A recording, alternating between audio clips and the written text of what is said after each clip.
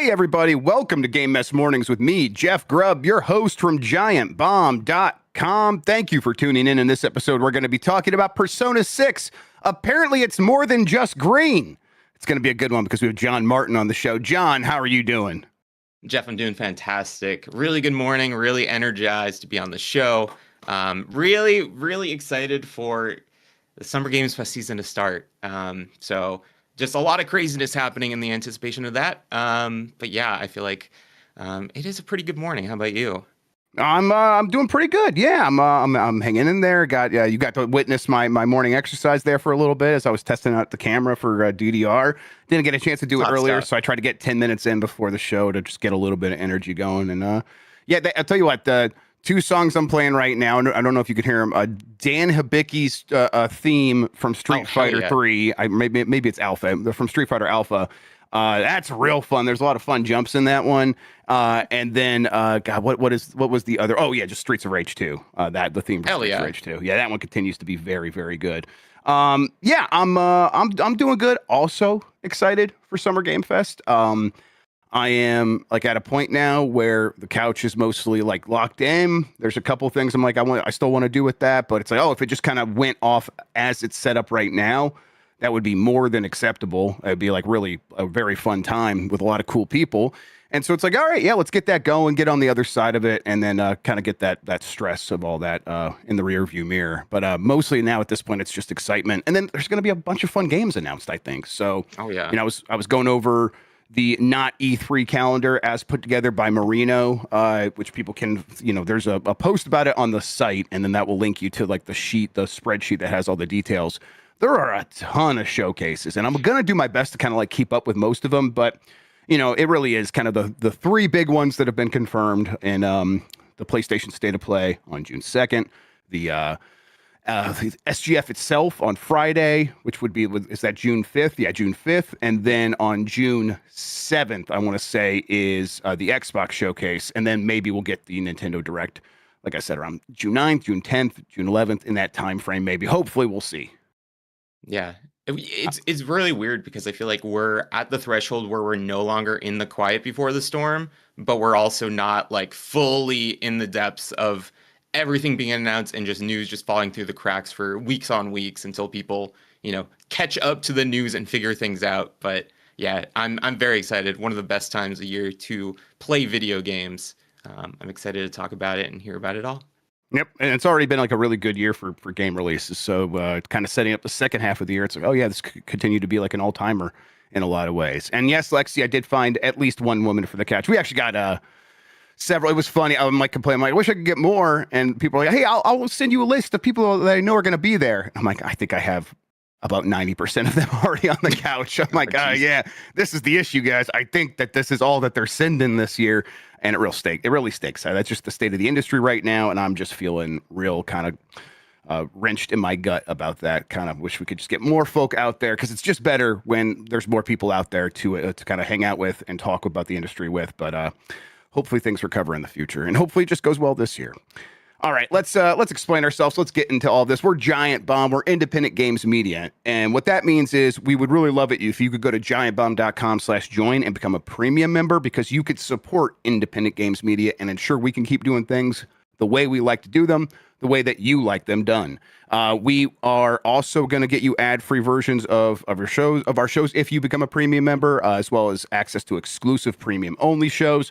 Right now, we're doing premium first for the Bully Endurance Run. You get it a week early. So there's a lot of benefits, but really just ensuring that the independent games media scene can thrive. That's kind of on all of us to do our part. And we really appreciate everyone who's come through and has supported us. Thank you so much. If you can't, we get it.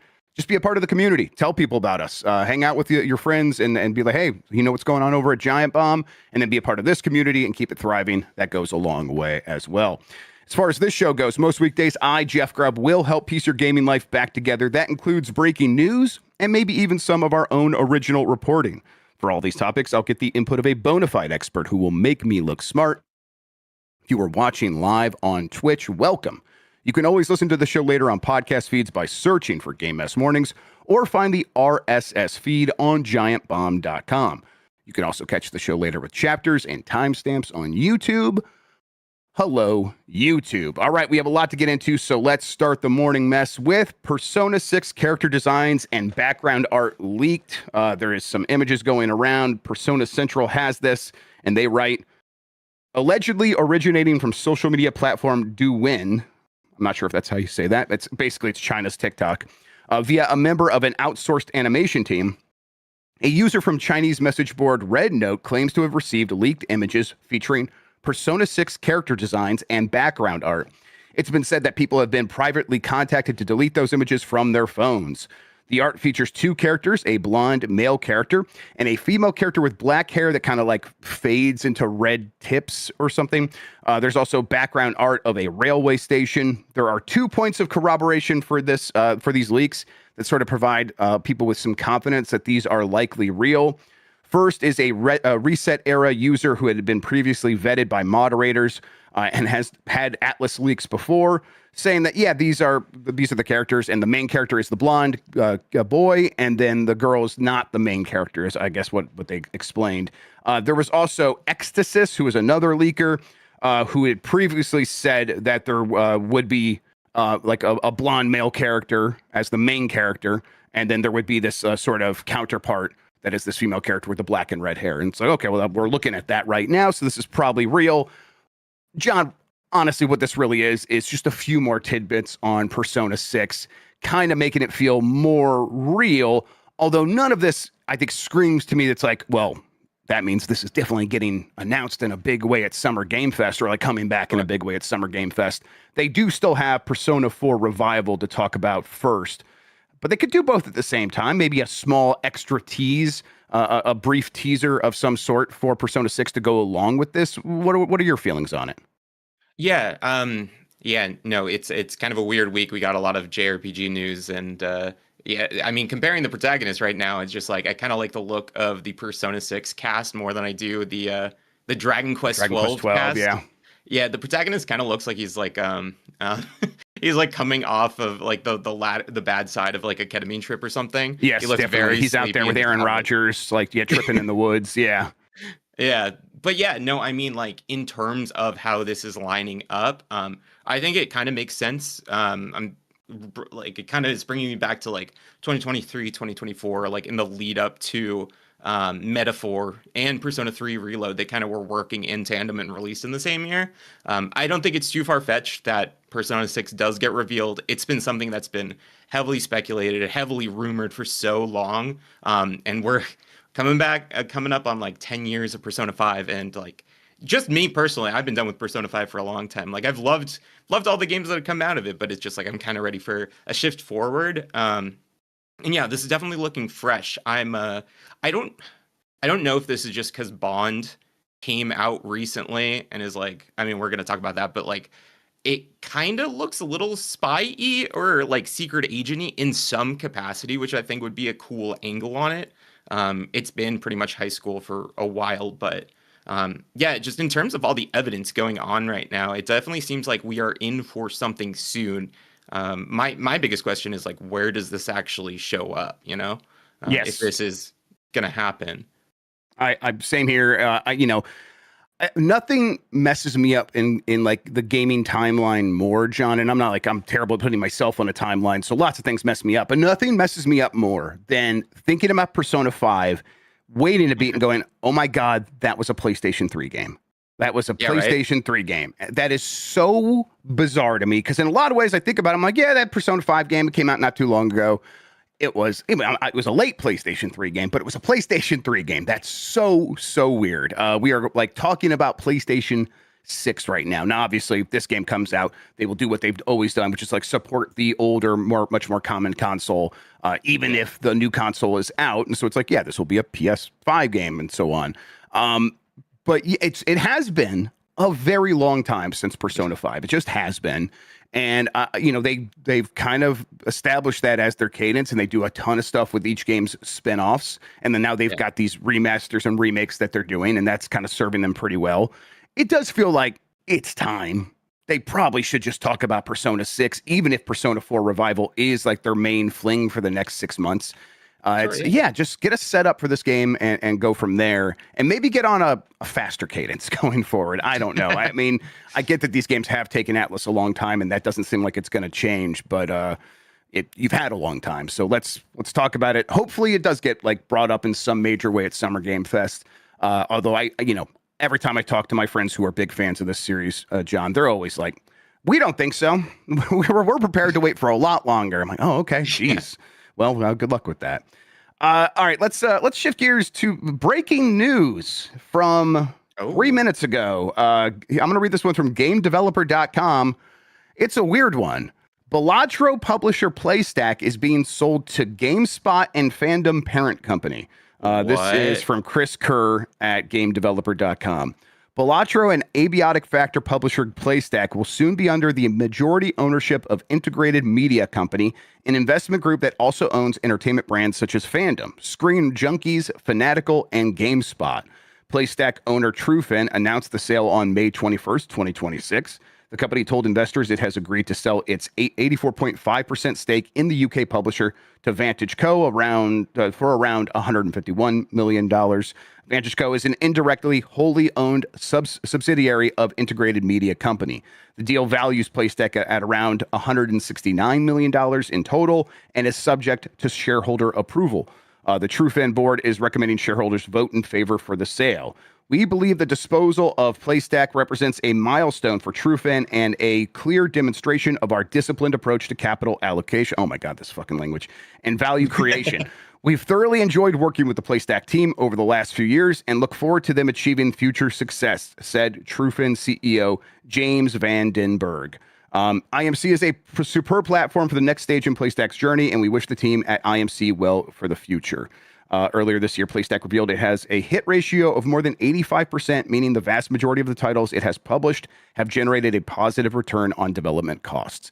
That is definitely one thing that I was going to bring up here, John, as I'm like reading this story for the first time, everybody.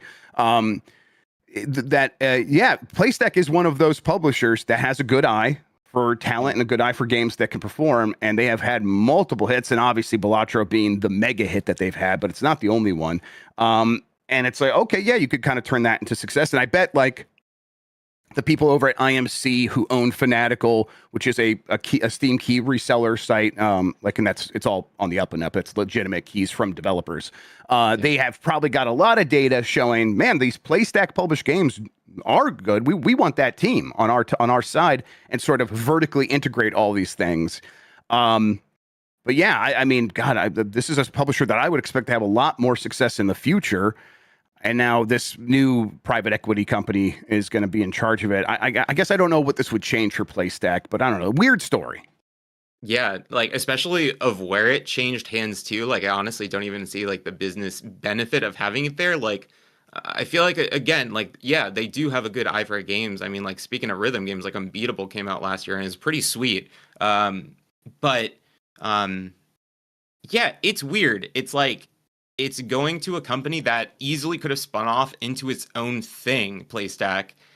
And what benefit does that serve? Like it's a company that is, a storied history of job cutting, job letting go. Definitely an interesting choice. And it's funny because like I didn't really consider who Balatro was under, but then I'm looking at like they did the Golden Idol games, they did Mortal Shell, Unbeatable, yeah. So definitely a pedigree of just like really solid games. That corpo speak is just making me very uneasy about the future of this. I think rightfully so. Yeah, especially like in a post like Annapurna creative purge or like Exodus, it's like publishers like disintegrating is almost like as bad as studio closures. Like that's consolidation is just going to make the purse tighten, and it's going to limit things. It's going to limit a lot more of how these games get their notoriety. Like Balatro was really word of mouth, but at the same time they knew where to put those games and they knew who to put those games in front of. So yeah, uneasy and just really scared now for the future of Playstack. And it's we've seen something similar before. In several years ago now, Ziff Davis, parent company of IGN, bought Humble Bundle along with Humble True. Publishing. Right. And All right. let's take a look here. Oh yeah, Humble Bundle Publishing is defunct, no longer a going concern. They shut that aspect of it down. And Yeah. they're keeping the Humble Bundle like store side of like come and buy games and stuff like that. Well, the IMC already has that with Fanatical. Are they going to be able to make the publishing thing make sense where IGN and Ziff Davis could not with Humble Bundle? Maybe, but if they do, it will only be because the people who are already at Playstack are given the freedom to do what they've done, which is repeatedly Right. find wins. And there's just no guarantee that meddling won't happen and won't get in the way, or expectations won't be put on them for bigger and bigger returns that force them into a corner to do things that aren't great for the publisher. I mean, in a lot of ways, that's the story of publishing in this scale of the industry, of these companies always looking for growth and having like a lot of success at one size of kind of game. And then as they like hit a big mega hit, that's like, all right, we have to turn that money into bigger money. And that means bigger risks. And then suddenly they hit a wall. My guess would be that could be the story here. Now, I think the people at Playstack are awesome. I've met several of them. They know what they're doing. Hopefully, they're just given free reign. Hopefully, that is the value that these people see in Playstack.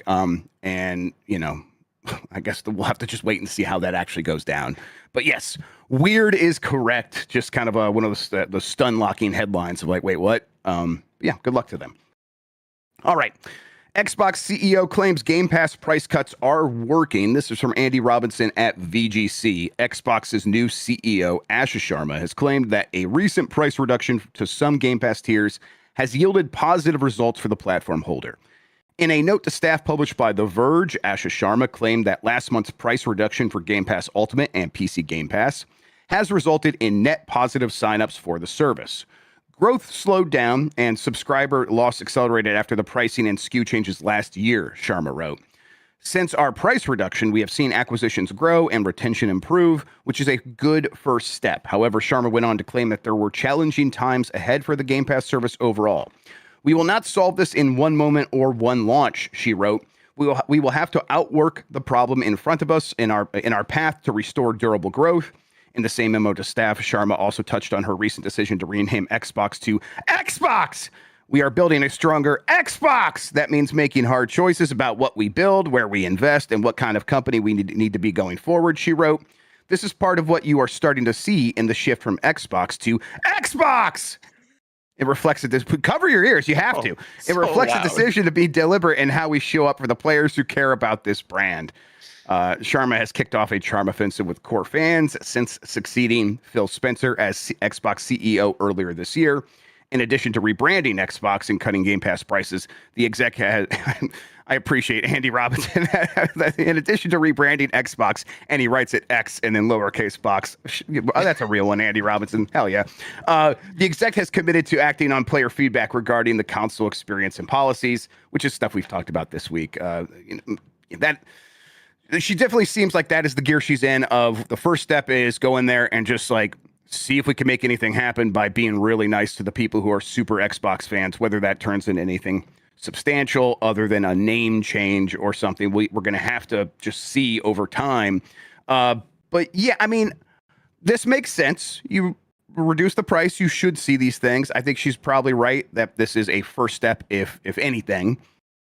I think the problem that I see, John, is that they have already, like, in some ways tried the alternative, which is, what if we got rid of all day one Game Pass releases for the most part and just put those games in later? Well, there's a tier for that already. That is the tier below Game Pass Ultimate. So it's not like, okay, we can reduce it further if we just change Game Pass Ultimate to be like, well, that's not going to include day one games. If people wanted that tier is already there. So it's like, what leverage or what maneuvers does she have left to sort of shift the offerings around to get a better price?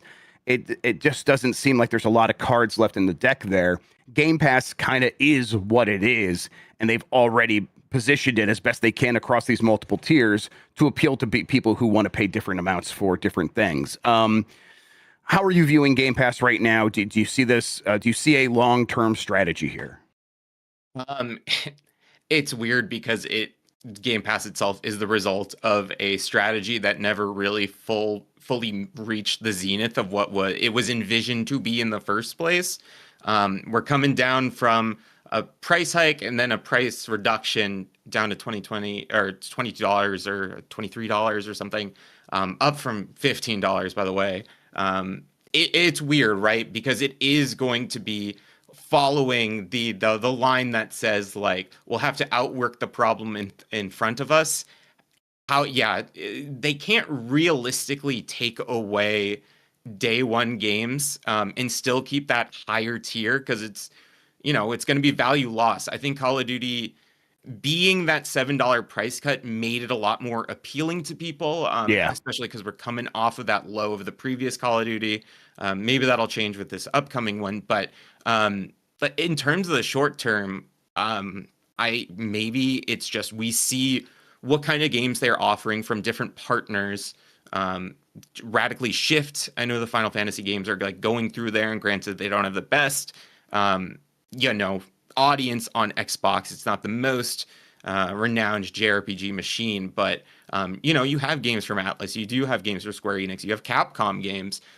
Maybe we see less of those and more focusing on key individual indies that they can more so tie to that vision of an Xbox indie. Like Nintendo has an indies, PlayStation used to be a super big place for indie games, and they're a little bit less so now. They're a little bit less so in just putting out games in general, but that's kind of what I think they could get away with, as long as they want to build their core pillars and then make those smaller games maybe more aligned with themselves. But I don't know. It's just a wording thing. What do you think?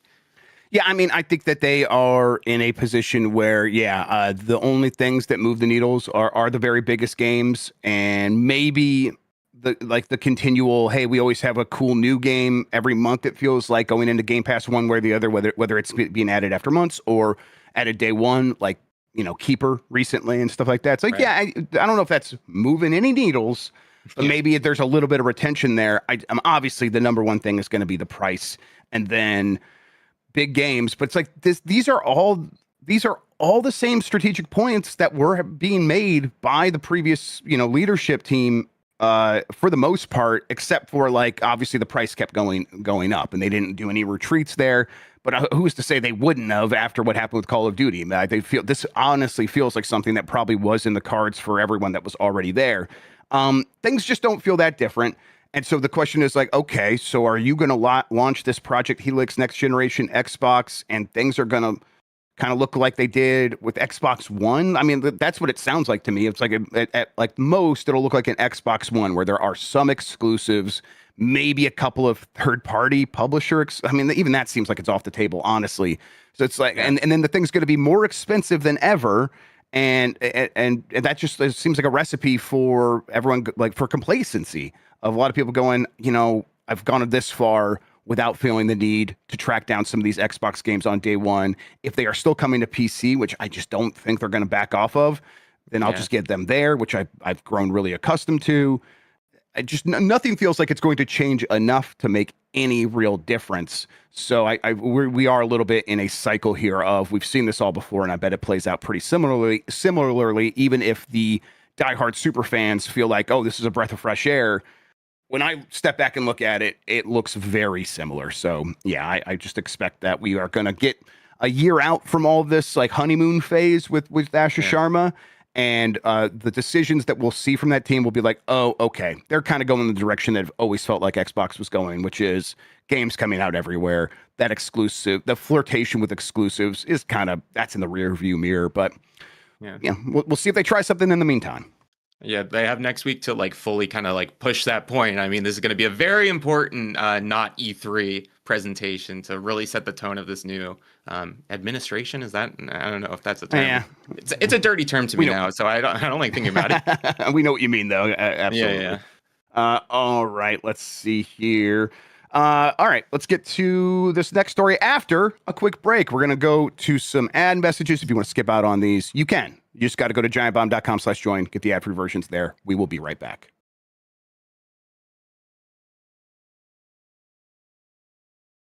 It's Game Mess Mornings, everybody. I'm Jeff Grubb. That's Jon Martin. Jon, let's get back into the stories here with 007. 007 First Light is already IOI's fastest selling game ever. This is from Andy Robinson at VGC. Shouts out to Andy for all the stories today. 007 First Light is off to a strong start commercially, with developer IO Interactive claiming 1.5 million sales in its first 24 hours. That means that the James Bond title, which is out now for consoles and PCs, is the fastest selling game in IO Interactive's history, the company said.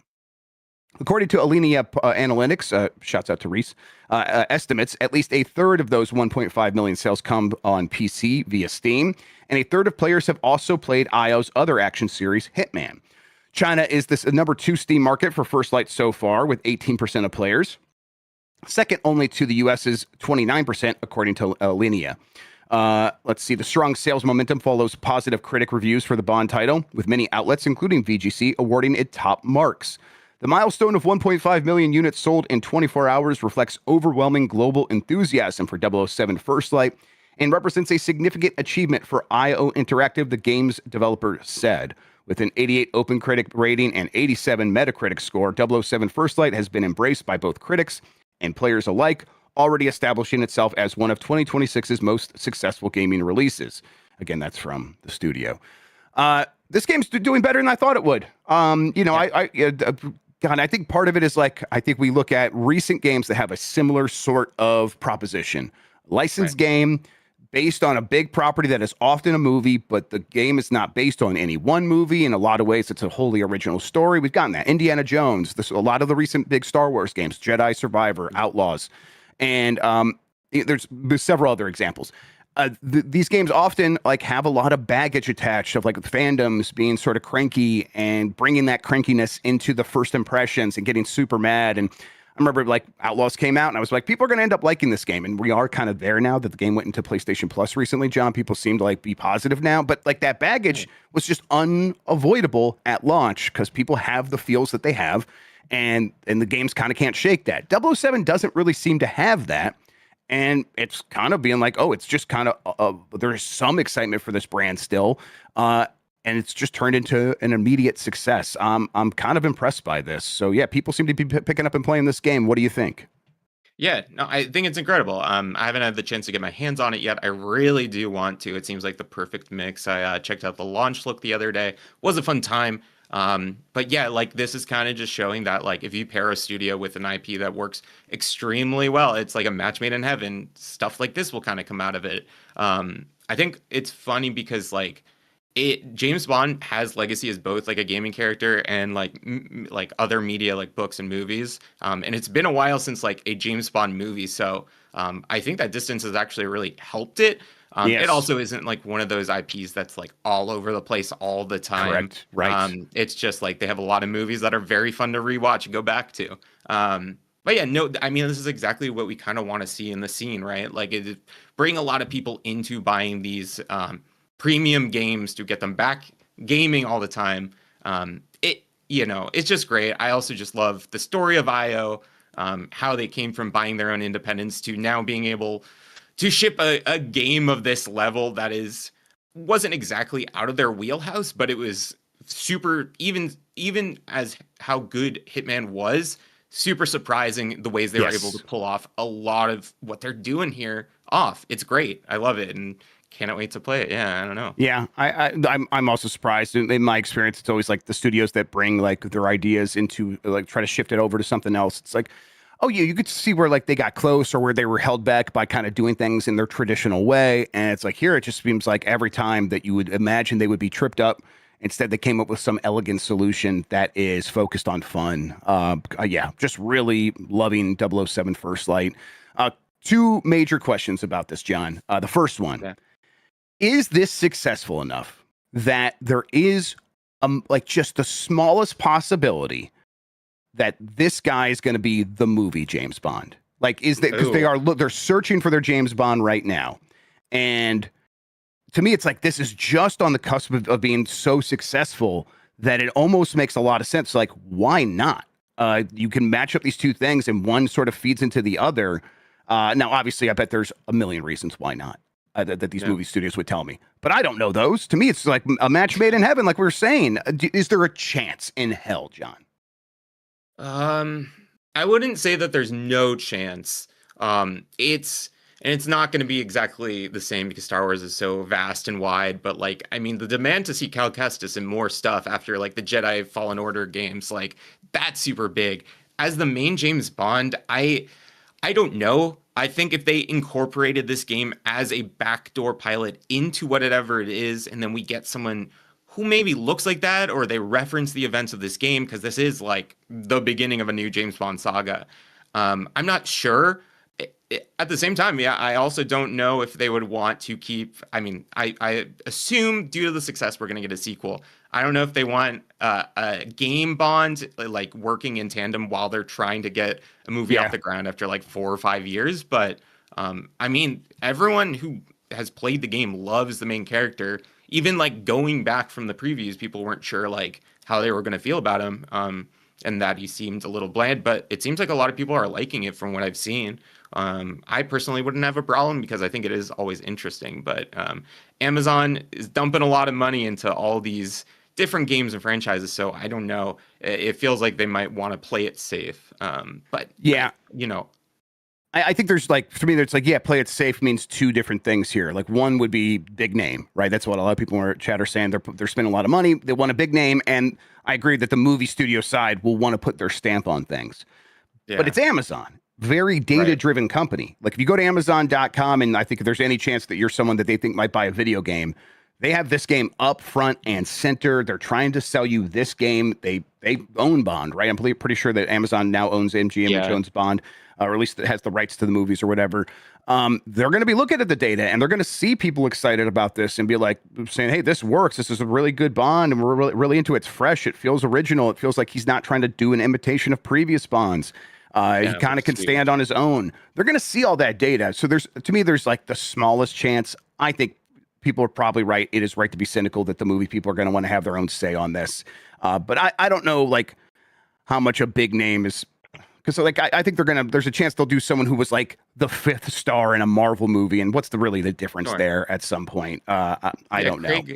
Daniel Craig, I wasn't super aware of until James Bond, and I know he was in stuff beforehand, Yeah, just like Layer before Cake is being what I knew around. him from, and which is like, Yeah, yeah, that's kind of the equivalent, like almost. So, yeah, I doubt it. I doubt it, but I don't think there's no chance. I think it would be kind of a bold move, and I would like it personally.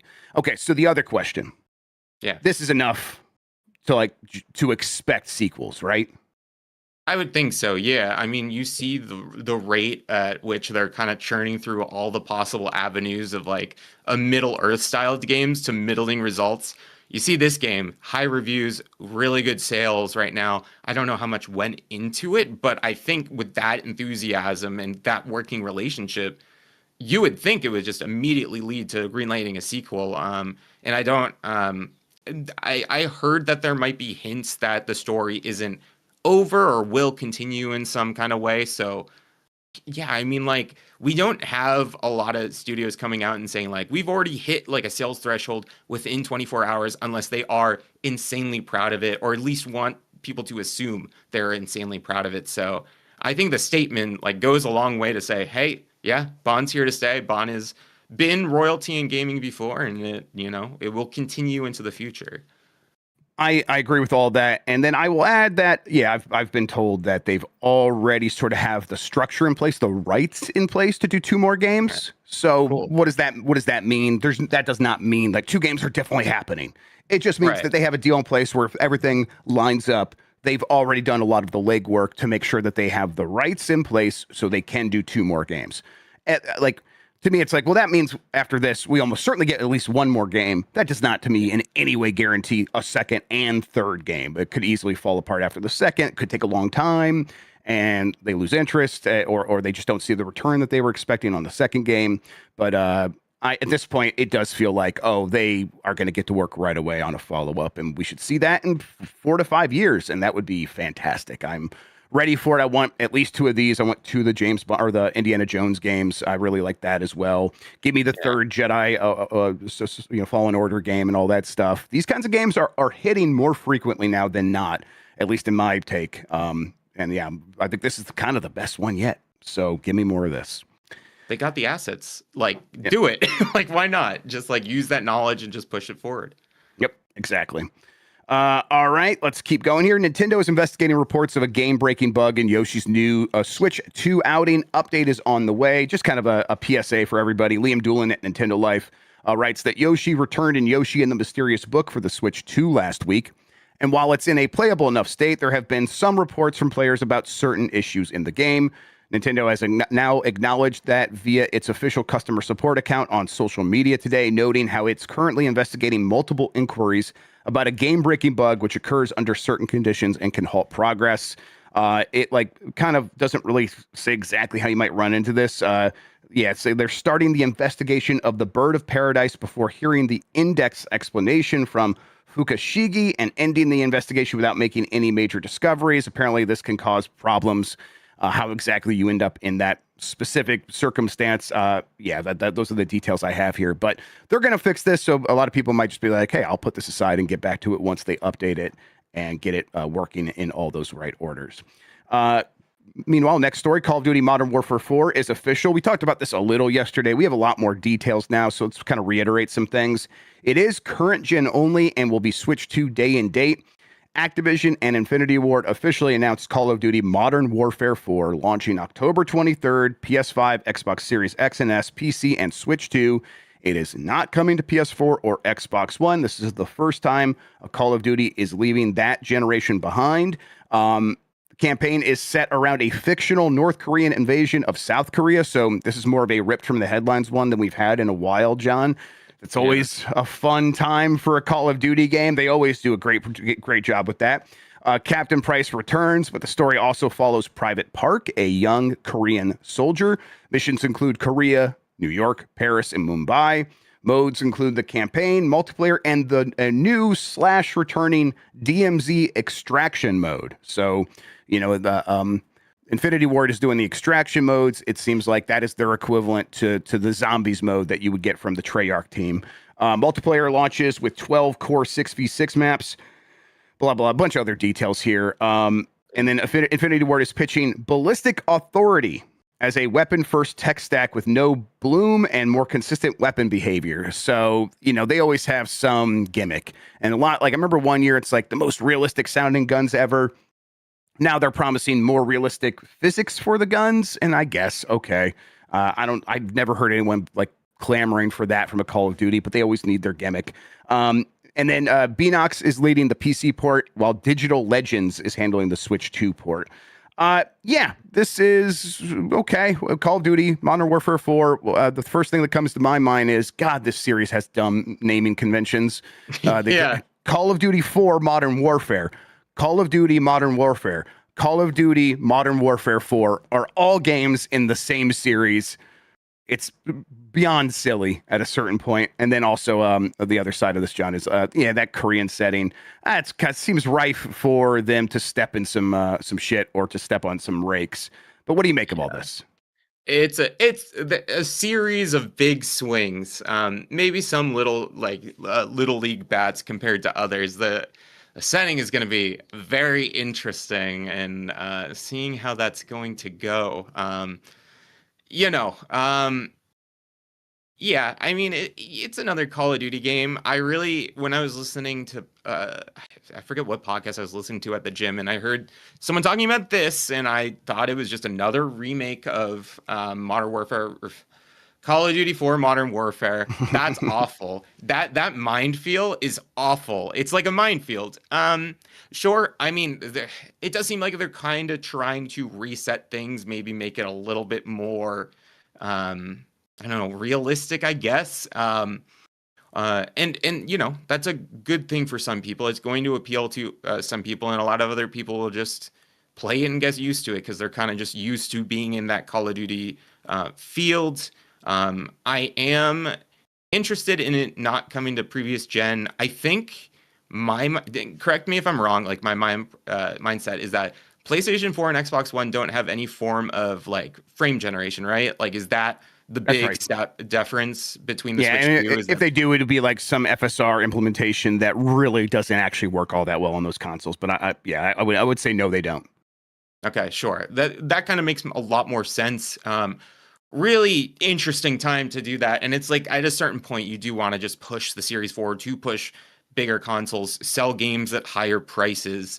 Getting it out before GTA 5 or GTA 6. God, I can't even believe that game is actually coming out this year. Yep.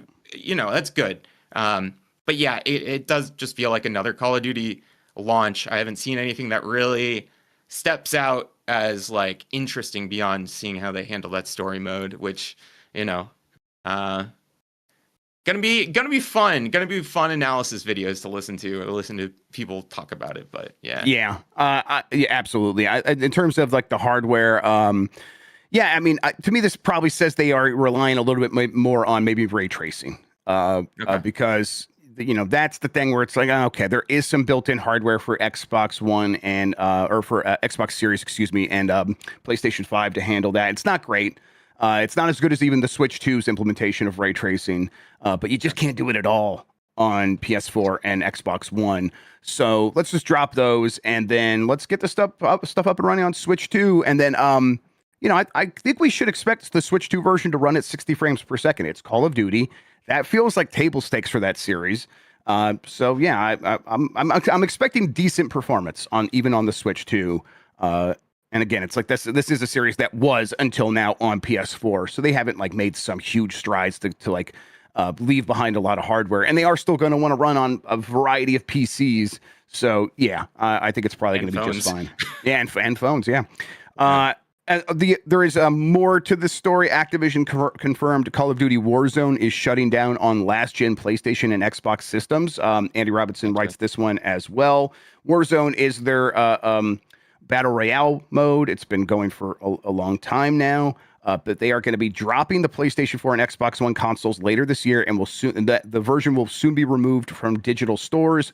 The shutdown will coincide with the launch of Modern Warfare 4's first season of content later this year. Activision announced on Thursday. So yeah, God, that generation finally feels like it's coming to a close. And this probably doesn't mean like a lot of like new bells and whistles. It probably is just like removing headaches for the developers, right? Yeah, like having to work around the already low lack of a really strong CPU on those PS4 and Xbox One platforms. Being able to upgrade. Yeah, because they didn't even have SSDs on PS4 and PS5. I remember that being a huge selling point of the PS5 and Xbox Series console. So they had shitty hard drives in the PS4 and Xbox One. They were like, yes, it was bad. I think I went through like 3 of them on my original PS4, and they're just slowed pieces of junk and the slow CPUs for decoding any information on there. It's just bad systems. I do hate those systems. It's what turned me into a true PC gamer. Hell yeah.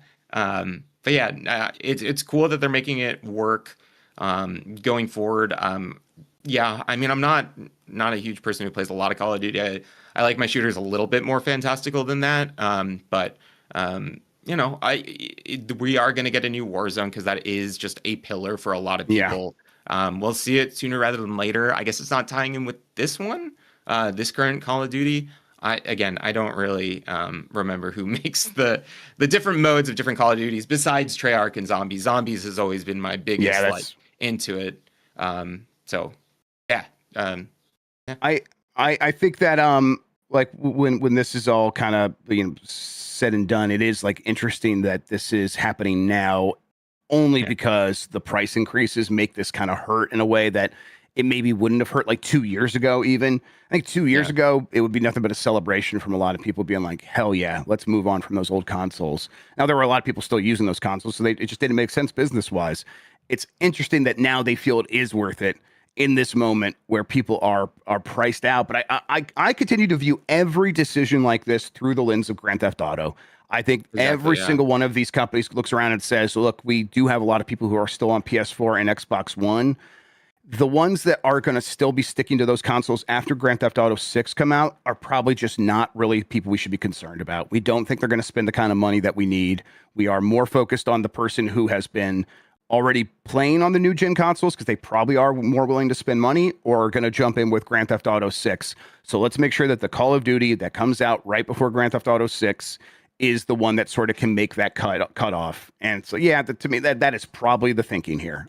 I bet, as always, it's more complicated than I make it on this silly news show, but I bet that is some of the thinking at the very least. All right, last handful of stories here. Rayman Legends Retold will be $40, and a physical edition is planned for Switch 2. This is from My Nintendo News. Let's see here. More details have arrived regarding the recently leaked Rayman Legends Retold from Ubisoft, which is due out the 1st of October. The platform will feature an online multiplayer cooperative mode for up to four players simultaneously. Deal Labs says that a physical edition is planned for the PlayStation 5 and Nintendo Switch 2. The site says it thinks the game will debut before the State of Play event on Wednesday, but they are not completely certain of this. Rayman Legends Retold will launch at $40. The State of Play is on Tuesday, isn't it? Yeah, it is. Okay. Why would my Nintendo News know that? Obviously, yeah, exactly. Right. That's nothing to do with them. Yeah. Okay, yeah, this continues to be a weird one. One of the games that I would just put on the Mount Rushmore of games that do not need a version that is retelling it. Like, just release the exact same game again. But maybe that's what they're doing here. I really don't know. So we'll find out more probably very soon. You were Rayman guy, Rayman Legends guy? Origins and Legends were my real first like intro to Rayman. So beyond that, it's kind of just I've played 2 and 3. But yeah, I mean, like Legends and Origins, fantastic games. Like definitely the games to seek out. And if they like actually wanted to make a new game in that style with some of the same creative team, which I think was the Lost Crown people, I'd be all for that. It's just going back to these games. It's kind of done it before, and if I wanted to play it again, it's already available on all of these consoles. So I don't know if online multiplayer was something in the original, but yeah. So I'm excited for new people who will see a new box and they will buy that game. But exactly. Like giving a new generation a chance to play the game, always cool. This game is a little bit older than I ever remember. So very cool. And then finally, I wanted to include this. Bluey's Quest for the Gold Pen reviews came out. It has a 73 on OpenCritic. I believe this was on mobile phones, but now it's available on Switch and some of the other consoles. I got a very early copy to play with my kids. Specifically, They reached out to me like, "Hey, do you want to like just play with your kids like very early?" I was like, "Yeah, sure." And I sat down and played with them. And it's got the 73 on OpenCritic, which I tend to agree with. I think it has a really excellent sort of story where I believe that this was written by the Bluey team. The creative team wrote the story, and they are told through cutscenes between these levels. And you like getting to those feels like a real reward. And then the gameplay is sort of easy breezy. It's very like good for any age to play. It's basically just running around, collecting stuff, and then pointing and shooting like little stars with a wand. And all of it is very intuitive. My kids might actually be a little bit too old for it at this point. They're 7 and 9. And, I think, both of them have like played through like Mario games and stuff like that. So it's like they're used to slightly more complexity, excuse me. They are, play a bunch of Minecraft and stuff like that. They know what they're doing. So they picked up on this super fast. And so at the very least, it's like, this will work for most kids. But yeah, just because didn't have the huge hooks to keep them playing for a long period of time. But the 2 nights that we did sit down to play it, they really did enjoy themselves. So, and if it, like for a kid that is like a Bluey mega fan, to me, this is a no-brainer. And yeah, it is available on phone, but part of me is like, it might be better to get it on, like to have it up on the TV so the family can enjoy it together. Because that is like one of the things about Bluey. It's like the whole family can enjoy this stuff, and all sitting down and like pointing out like to young kids like where to go, and then watching the cutscenes together. I think that is maybe the best way to experience this game. So yeah, I enjoyed it quite a bit. Glad it's available to more people now. All right, that does it for the headlines, John. Let's start wrapping up the week with the poll question from yesterday. I'm going to go get the most recent results. I got to refresh it right here. All right. Let's see. Oh, actually, I need to back up and go to the posts. There we go. All right. Do you have the $50 expansion pack tier of Nintendo Switch Online? Let's see here. We have the results with 48% saying with their DK voice, "Oh yeah," and then 52% saying no. That's a pretty big split, John, because there's no guarantee that the people answering this even have a Switch or Switch 2. True. So nearly half of respondents, basically half of respondents, and there was 3.4 thousand votes here, saying, "Yeah, I have the $50 expansion pack." I think that continues to feel like, oh yeah, compared to all these other subscriptions that are $20 a month, $50 a year for this feels like a real deal. Even if what you're getting out of it is N64 games, which you can emulate in a million other ways. But yeah, I have this tier. I have no plans to get rid of it. I think I have the family tier at this point, so I pay more than $50. But I did see a lot of people, and Jan might be scrolling the comments right now. I can't see. A lot of people, John, were saying, oh yeah, I do the family plan with all of my friends, and we each pay $10 a year or some shit like that. And it's like, oh yeah, at that point, that feels like a real good deal. Yeah, that's what I do. I have a splitter around like everyone. So yeah, getting $10 a year and like, yeah, those games are available everywhere, but like games like I don't know, Soul Calibur 2 or whatever number of multiplayer games you have going on, being able to do that online is really cool. That's what I have it for, playing F-Zero X or GX. I guess both of those like online. And F-Zero 99, lots of F-Zeros. True, yeah. There's there's a lot of stuff there. $8 a year or $10 a year, whatever it is, like that's like nothing. Like I have to remind people one time a year. And yeah, it sucks paying for online, and especially sucks for like cloud saves, but they want to nickel and dime us. They're trying to get money, so that's just how the way the world works. But yeah. One thing I'm impressed with, John, Jan is so smooth at scrolling these comments. How does he do it? How does he do it so smooth? Like, it looks so consistent, and he does it in a nice, slow fashion. Jan, just very impressed by this work, Jan. Nicely done. All right. Yeah. No new poll question because it's Friday.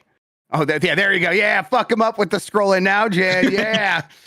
It's Friday. No new poll question. Instead, we're going to do the Bomb 12 here in a moment. Before we get to that, though, John, why don't you tell people where they can find you on the internet, what you have going on, and all that good stuff? Yeah, so you can follow me on Blue Sky at Jon Martin. I will, I'm always there. I'm working on a video right now that kind of came out of a piece I worked on earlier this week. It's on Kotaku. It's about Marvel vs. Capcom and Tokon. That stuff is really cool.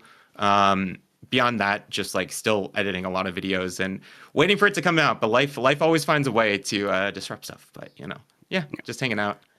Excellent. Well, glad we could have you on this show. Let's see here. We have more Giant Bomb happening today, everybody. UPF.